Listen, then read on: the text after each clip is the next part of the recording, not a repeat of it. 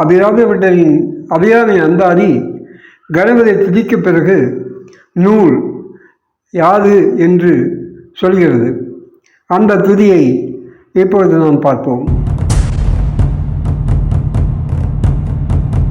ஊதிக்கின்ற செங்கதிர் உச்சி திலகம் உணர்வுடைவோர் மதிக்கின்ற மாணிக்கம் மாதுளம் போது மலர்கமலை துதிக்கின்ற மின் கொடி மென்கடி குங்குமத்தோயம் என்ன விரிக்கின்ற மேனி அபிராமி என்ற விழுத்துணை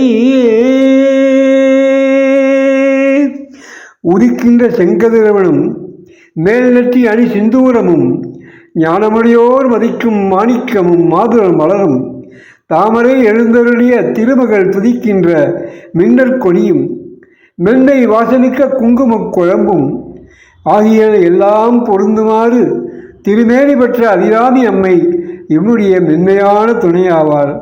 ஆமாம், என்னுடைய மென்மையான துணையாவாள். மீண்டும் நாளை தொடர்வோம்.